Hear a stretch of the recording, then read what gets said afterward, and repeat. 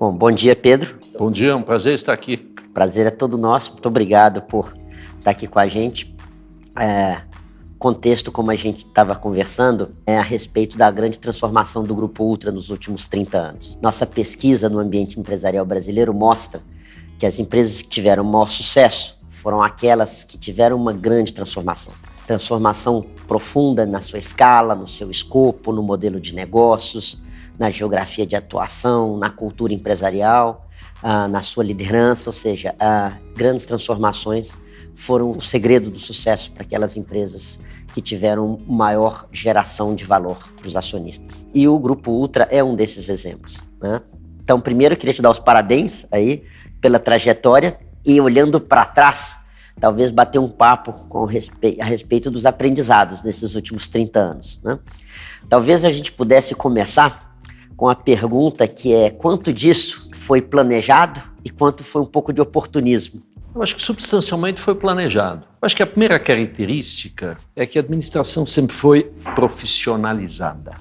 Então, os acionistas tiveram desde cedo a sabedoria de entregar a gestão da companhia a um grupo de profissionais. E a montar também desde cedo mecanismos de retenção desses profissionais que garantisse uma certa estabilidade na gestão da companhia.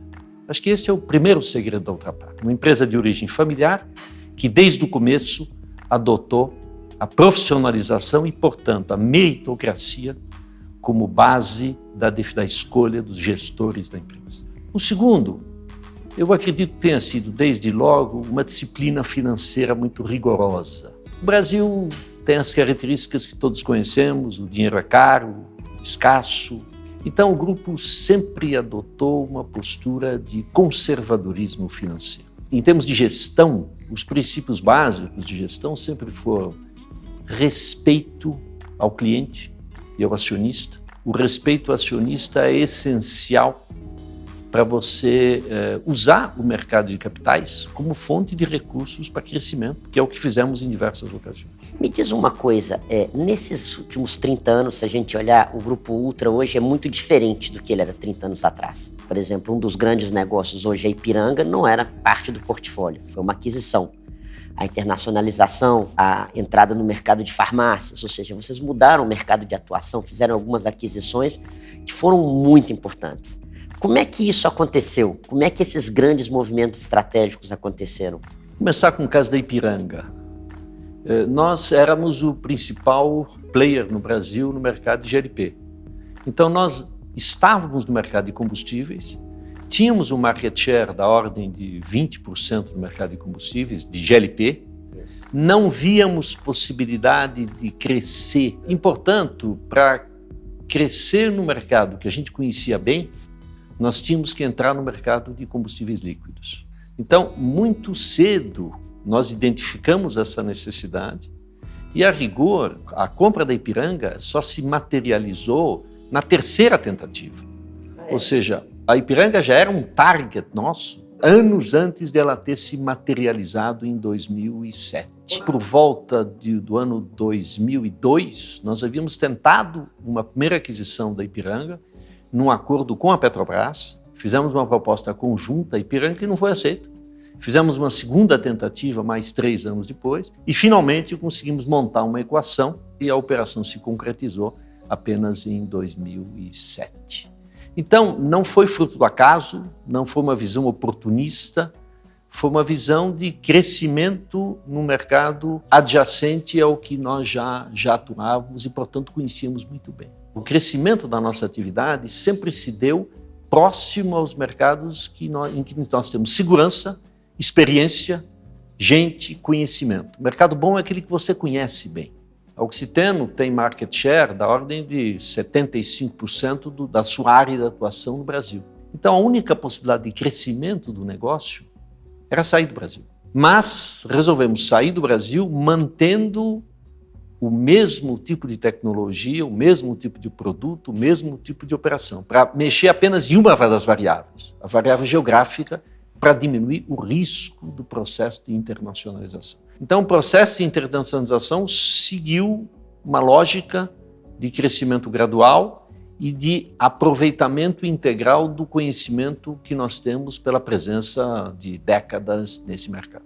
Me diz uma coisa, a nossa pesquisa mostra também que as empresas que tiveram mais sucesso foram aquelas que conseguiram crescer rapidamente, mas mantendo um controle de custos forte, né? Ou seja, não é aquela lógica de ou eu cresço ou eu controlo custos, eu preciso fazer os dois. Como é que vocês conseguiram fazer isso? Desde o começo, eu diria que cliente e custo talvez sejam as duas grandes fixações da companhia, né? A par de coisas permanentes, como ética, como respeito ao acionista, como disciplina financeira, a qual eu já me referi, do ponto de vista operacional, né, custo e olho no olho do cliente. Quer dizer, a perseguição, a fixação, eu diria, de olhar custos e eficiência operacional, logística, engenharia, inovação também é um componente importante de crescimento e de redução de custos. E, em paralelo com isso, pensar em gente. Nós sempre aproveitamos quase integralmente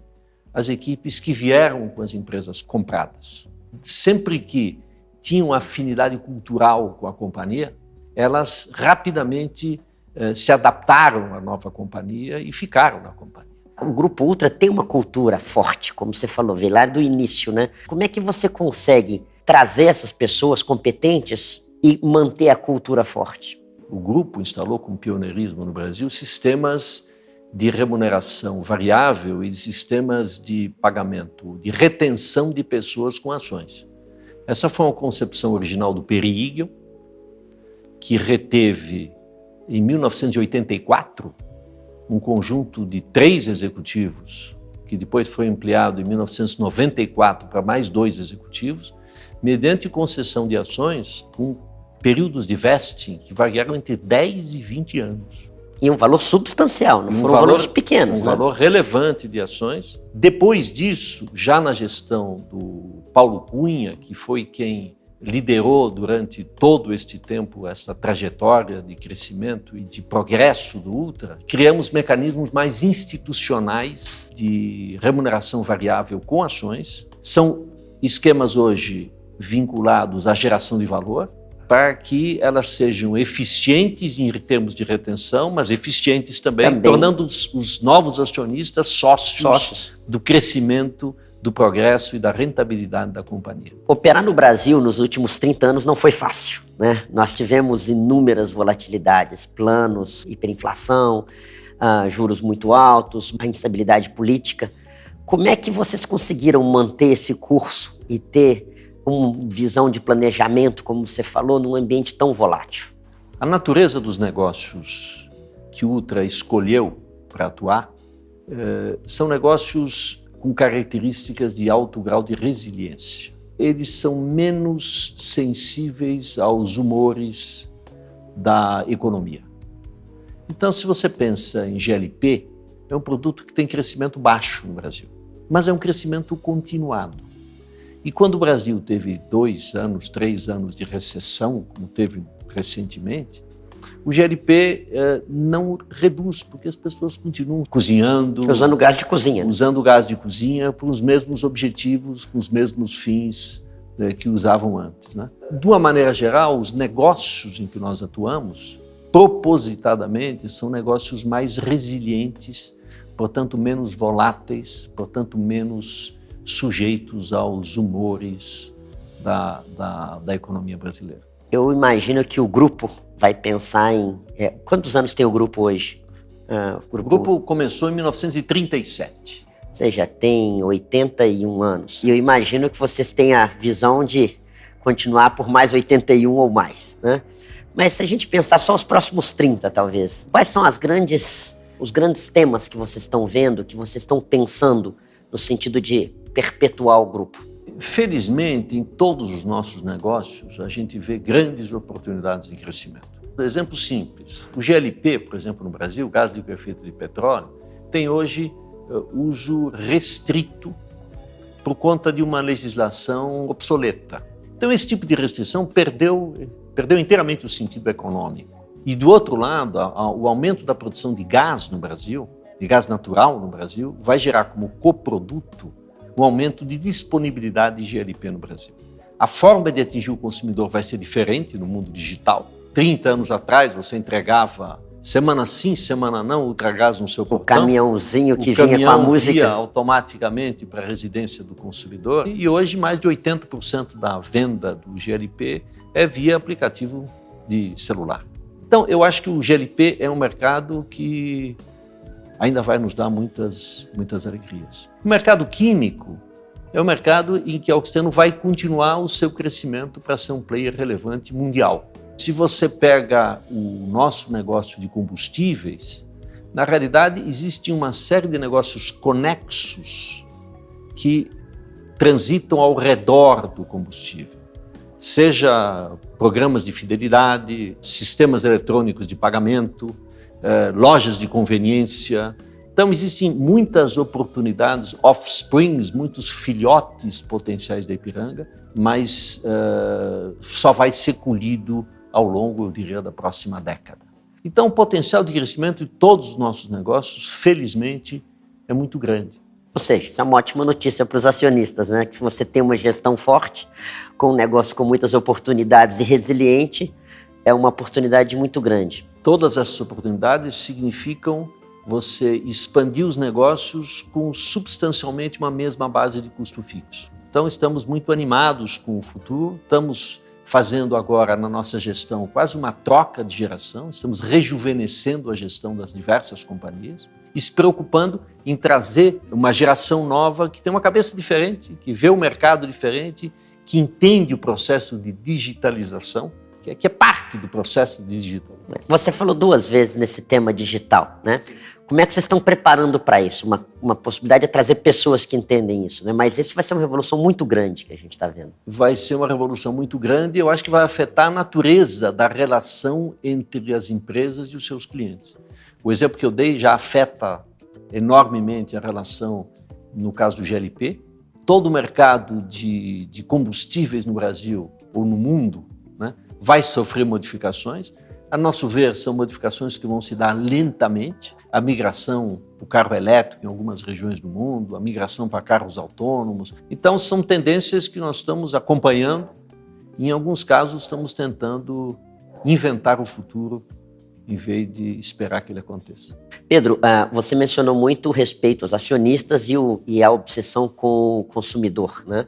Mas o grupo também ele pensa muito na sociedade, né, na comunidade. Você poderia elaborar um pouco como é que vocês pensam a respeito disso e alguns exemplos práticos de iniciativas que vocês têm feito? Quem fornece serviços e fabrica produtos tem que ser muito consciente do impacto que esses serviços e esses produtos têm junto à comunidade de maneira geral, junto ao meio ambiente, né? Na nossa indústria, na Oxiteno, nós temos evoluído ao longo dos anos aumentando participação de produtos de origem natural, vegetal, no portfólio dos nossos produtos. Então, produtos em que você usava como matéria-prima derivados de petróleo há 20 anos atrás, hoje, crescentemente, você consegue usar produtos de origem vegetal. A responsabilidade de uma indústria química, ela não cessa quando você entrega o seu produto ao seu cliente.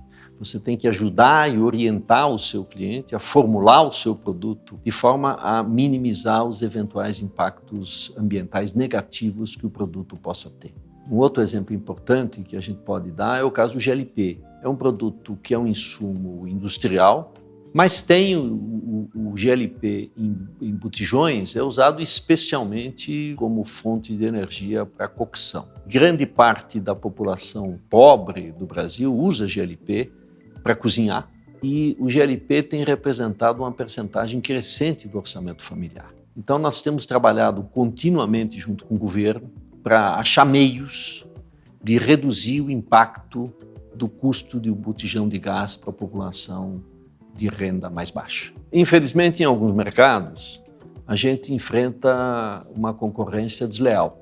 Algumas empresas não pagam os impostos que deviam pagar e é uma preocupação nossa continuar cumprindo rigorosamente as suas obrigações, mas também educando o mercado para que o cliente valorize aquele prestador de serviço, aquele fabricante de produto que respeite o consumidor e que siga as regras. Então, a relação de uma empresa com a sociedade é muito importante pela imagem dos seus produtos, pela capacidade de atrair novos talentos. Então, é uma preocupação permanente nossa. Nos últimos 30 anos, com esse crescimento, com novos negócios, né, entrada em alguns novos mercados, a complexidade aumentou bastante, né? Ou seja, o número de negócios diferentes aumentou. Como é que vocês adaptaram, evoluíram o modelo de gestão para lidar com essa complexidade crescente? A resposta mais natural, mais óbvia, para o aumento de complexidade em termos de geografias e números de negócio e dimensão dos negócios, é aumentar o grau de controle, o grau de centralização, as estruturas corporativas. De tempos em tempos, a gente revê o nosso modelo de operação e estamos fazendo isso mais uma vez, no sentido de ter certeza que as estruturas corporativas sejam leves e, ao longo do tempo, de fato, a complexidade pode naturalmente implicar no aumento das estruturas corporativas. A gente tem que se reeducar e, de tempos em tempos, rever a estrutura para ter certeza que o poder está o mais perto possível do cliente. Vamos fazer uma reflexão rápida, não só sobre o que deu certo, né? Se você puder falar, e talvez até um aprendizado que você teve, ou algum grande erro que vocês fizeram nos últimos 30 anos, o que você mencionaria? Em alguns casos, nós imaginamos que a transformação do mercado e da postura do consumidor ia se dar de maneira mais rápida do que efetivamente se deu. E a implicação prática disso é que alguns negócios levam muito tempo para maturar. A gente tem um olho grande no futuro, mas é mais cauteloso. Eu acho que este é um aprendizado. O segundo é a relevância cada vez maior em ter mecanismos de atração e retenção de talentos. As novas gerações pensam diferente, consomem de maneira diferente, têm uma relação diferente com o mercado de consumo, uma relação diferente com a propriedade do ativo. Então, na medida em que você melhora o seu sistema de atração e rejuvenesce as estruturas de gestão da companhia, você se prepara melhor para atender aos seus clientes.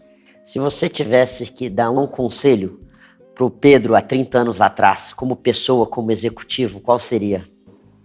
Foco. Não disperse os seus esforços num número grande demais de objetivos. Escolha um número pequeno de objetivos e os persiga de maneira determinada. Muito bom, muito obrigado. Acho que é uma história realmente de muito sucesso, como a gente comentou, dentro da nossa pesquisa, nos últimos 30 anos no ambiente empresarial brasileiro, o Grupo Ultra é uma das empresas que mais gerou EVA, mais gerou valor para os seus acionistas e também teve um impacto muito positivo para a sociedade. Então, muito obrigado por estar aqui com a gente e contar essa história para o pessoal. Muito prazer, eu acho que vamos continuar a fazer isso, sempre mantendo os princípios de respeito ao cliente, de respeito ao acionista, de respeito ao meio ambiente, de ética, de valorização do compliance e da boa governança. Muito obrigado.